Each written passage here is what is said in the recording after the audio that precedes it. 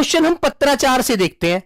पत्राचार क्या होता है? जैसे मान लीजिए जब हम पढ़ते थे छोटी क्लासों में, जब हमें बीमार हो जाते थे, बुखार हो जाता था, तो हम सोचते थे यार फीवर हो गया, आज प्रिंसिपल साहब को, एक प्रधानाध्यापक को एप्लीकेशन लिख देता हूं, सेवा में श्रीमान प्रधानाध्यापक महोदय जी, निवेदन यह है कि प्रार्थी को कल रात से तेज ज्वर आ गया है, जिसके कारण वो स्कूल आने में असमर्थ है। कृपया आपसे अनुरोध है कि आप प्रार्थी को 2 दिन का अवकाश प्रदान करें। आपकी अति कृपा होगी। आपका आज्ञाकारी शिष्य फलाफला ABCD GA, दिनांक, नाम, रोल नंबर, कक्षा लिख दिया और अपनी छुट्टी प्रार्थना पत्र ले लिया।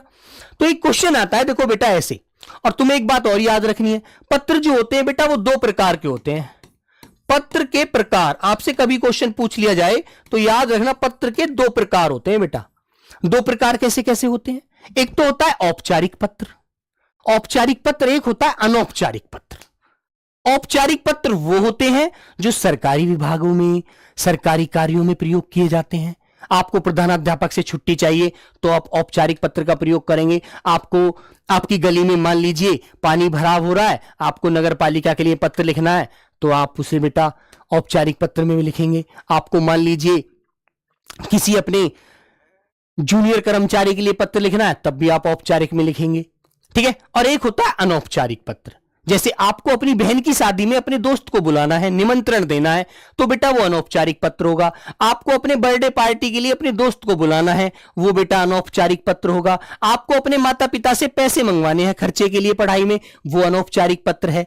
आपको अपनी माता पिता के स्वास्थ्य के बारे में पूछना है, वो अनौपचारिक पत्र है। आपको अपने बड़े भाई के लिए पत्र लिखना है, वो अनौपचारिक पत्र है। जो हम अपने आपस में व्यक्तिगत पत्र लिखते हैं ना मेरे भाई, वो अनौपचारिक पत्र होते हैं। और जो सरकारी कार्यों में, सरकारी विभागों के लिए, सरकारी कोई जानकारी लेने के लिए, कोई रिट डालने के लिए पत्र लिखे जाते हैं, डीएम के लिए कोई ज्ञापन सौंपे जाते हैं, वो बेटा औपचारिक पत्र होते हैं। इतना सी बात आपको याद रखनी है, ठीक है, याद रखो। तो एक क्वेश्चन आपसे पूछ लिया, मान लीजिए बस स्टैंड के पास आवारा लड़कों के व्यवहार को बताते हुए उनके खिलाफ छेड़खानी के विरुद्ध FIR दर्ज करवाने के लिए किसे आवेदन पत्र लिखेंगे?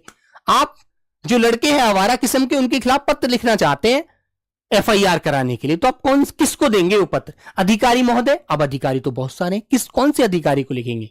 ठीक है, ये भी हमें पता होना चाहिए।